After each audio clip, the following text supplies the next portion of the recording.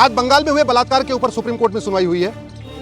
माननीय supreme court ने आज बंगाल की सरकार से कई सवाल पूछे। सिब्बल साहब बंगाल के लिए अपीयर कर रहे थे, लगातार वो डिफेंड करने की कोशिश कर रहे थे, लेकिन सुप्रीम कोर्ट के जो सवाल थे उसका सीधा सीधा जवाब नहीं दे पा रहे थे। सुप्रीम कोर्ट ने सबसे पहले पूछा कि जब वहां पे घटना हुई, मर्डर हुआ, तो तत्काल वहां के डॉक्टर्स ने, वहां के सीएमओ ने, वहां के हॉस्पिटल के हेड ने एफआईआर क्यों नहीं कराई। सुप्रीम कोर्ट ने कहा कि एफआईआर भी नहीं कराई, दूसरा पेरेंट्स को इन्फॉर्म करने में देर किया। पेरेंट्स जब मिलने आए तो पेरेंट्स को क्यों रोक के रखा। जहां पे ये घटना हुई उस एरिया को पूरा सील क्यों नहीं किया गया, वहां पे लोगों को आने जाने के लिए अलाउ क्यों किया। और सबसे इंपॉर्टेंट, जब डॉक्टर धरना प्रदर्शन कर रहे थे तो वहां पे 7,000 आदमी आए कहां से। ये बहुत सीधी सी बात है कि अगर कोई आपको कार्यक्रम करना होता है, 500 लोगों का कार्यक्रम करना होता है, तो आपको कम से कम 10 दिन 15 दिन तैयारी करनी पड़ती है, तब 500 लोग इकट्ठा हो पाते। वहां 7,000 लोग आ गए और किसके समर्थन में? डॉक्टर के समर्थन में नहीं। जो डॉक्टर की डेथ हुई, जिसकी हत्या हुई, उसके समर्थन में नहीं, बल्कि हत्या की जो डॉक्टर नाराज थे, जो डॉक्टर दुखी थे, जो कैंडल मार्च कर रहे थे, उनको पीटने के लिए डॉक्टर आ गए। डॉक्टरों ने बताया है कि टोटल 700 डॉक्टर में से 600 डॉक्टर इस समय डर के मारे वहां आ ही नहीं रहे। केवल 100 डॉक्टर, बाकायदा कोर्ट में बताया कि 100 डॉक्टर काम कर रहे हैं वहां पे, बाकी लोग नहीं आ रहे वहां पे। इतना बड़ा खौफ है। जब सुप्रीम कोर्ट की बात बताई गई तब माननीय सुप्रीम कोर्ट ने बाकायदा वहां पे सीआईएसएफ को लगाने के लिए बोला। अब उस पूरे हॉस्पिटल के एरिया में डॉक्टरों की सिक्योरिटी बंगाल की पुलिस नहीं करेगी, बल्कि सीआईएसएफ करेगी। ये बहुत ही गंभीर मामला है। ये केवल एक हत्या का मामला नहीं है, एक बलात्कार का मामला नहीं है, बल्कि बलात्कारियों को बचाने का मामला है, हत्यारों को बचाने का मामला है। और सबसे बड़ी बात, उस हॉस्पिटल के, उस कॉलेज के जो हेड थे, उनको सस्पेंड नहीं किया, उनको टर्मिनेट नहीं किया, उनसे पूछताछ नहीं हुई है, उनको बल्कि ट्रांसफर करके किसी और कॉलेज में भेज दिया, कहीं और हॉस्पिटल में भेज दिया। सीबीआई जांच तो हो रही है, लेकिन सीबीआई जांच करेगी क्या जब सारे के सारे जो एविडेंस हैं वो खत्म हो जाएंगे। मेरा ये मानना है कि सबसे पहले उस समय ड्यूटी पे जितने लोग थे, चाहे वो हॉस्पिटल के हेड थे, मुखिया थे जो हॉस्पिटल के, जिनको ट्रांसफर किया गया, या और साथ में जो डॉक्टर काम कर रहे थे, उन सबका narco test, polygraph brain mapping test होना चाहिए। पूरी सच्चाई तभी सामने आ पाएगी जब उनका नार्को पॉलीग्राफ ब्रेन मैपिंग होगा।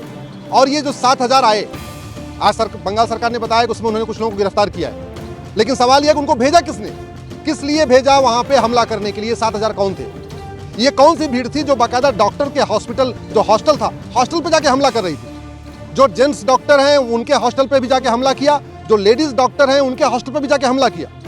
और लेडीज डॉक्टर को तो रेप करने की धमकी दिया, बलात्कार की धमकी दिया, मर्डर की धमकी दिया। जहां रेजिडेंट जो जेंट्स डॉक्टर थे उनको कह रहे थे अगर आप दिखाई पड़ोगे तो आपकी हत्या हो जाएगी, और वहीं जो लेडीज डॉक्टर थी उनको कह रहे थे हत्या भी हो जाएगा, तुम्हारा रेप भी हो जाएगा। ये कौन थे धमकी देने वाले? ये तो तब पता चलेगा कि जो ये धमकी देने में पकड़े जा रहे हैं इनका नार्को पॉलीग्राफ ब्रेन मैपिंग हो। एक चीज बहुत स्पष्ट है, 7,000 आदमी इकट्ठा होना ये छोटी बात नहीं है। बिना पॉलिटिकल पार्टी के इशारे पे, बिना पॉलिटिकल आला कमान के इशारे पे 7,000 लोग इकट्ठा नहीं हो सकते। क्या पड़ी है रात को किसी को कि आके वो बलात्कारियों को बचाएगा? क्या पड़ा है कि लोग 7,000 लोग इकट्ठे होकर आके जो हत्यारे उनको आके बचाएंगे?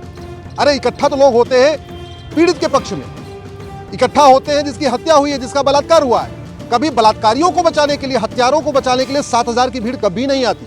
आज तक कभी नहीं हुआ पूरे देश में, आजादी के बाद से अब तक आप बताइए जहां पे हत्यारों को, बलात्कारियों को बचाने के लिए 7,000 लोग इकट्ठा हुए हैं। 1950 से लेकर आज तक कोई एक भी घटना ऐसी नहीं है जहां पे डॉक्टरों के ऊपर हमला करने के लिए 7,000 की भीड़ आई हो, और वो भी उन डॉक्टरों पे हमला करने के लिए जो कैंडल मार्च कर रहे हैं, जो विरोध प्रदर्शन कर रहे हैं।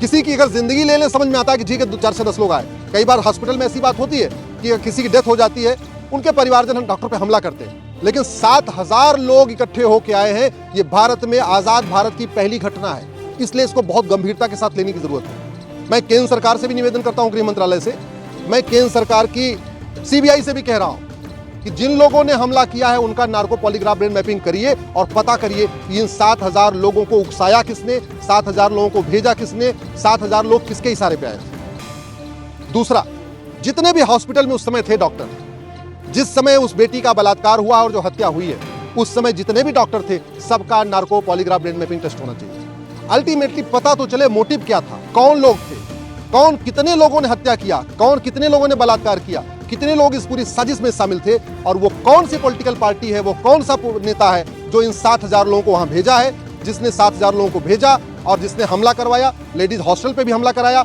जेंट्स के जो जेंट्स डॉक्टर थे उनके हॉस्टल पे भी हमला कराया। पूरी तरीके से पूरी अराजकता फैला दिया। जो कैंडल मार्च कर रहे थे लोग, उनके ऊपर भी हमला हुआ। जो आम जनता कैंडल मार्च कर रही थी, उनको भी धमकाया गया। ये कौन है, इसकी पूरी सच्चाई तभी सामने आ सकती है जब हॉस्पिटल में जो डॉक्टर थे उस समय, उनका भी नार्को पॉलीग्राफ ब्रेन मैपिंग हो, और जो हुड़दंग कर रहे थे, जो बाकायदा डॉक्टरों को हत्या की धमकी दे रहे थे, लेडीज डॉक्टरों को बलात्कार की धमकी दे रहे थे, जो वो पकड़े गए हैं 10-20, उनका जब तक नार्को पॉलीग्राफ ब्रेन मैपिंग नहीं होगा, उनसे ये नहीं पूछा जाएगा किसके इशारे पे आए थे, क्यों आए थे, जो 7,000 लोग आए भाड़े के थे या वास्तव में कैसे आए, और आए थे तो उनको कितना पैसा दिया गया था वहां पे लूटमार करने के लिए, धमकाने के लिए। ये पूरी सच्चाई तभी सामने आएगी जब narco polygraph brain mapping test होगा। ना पक्ष ना विपक्ष, सिर्फ सच।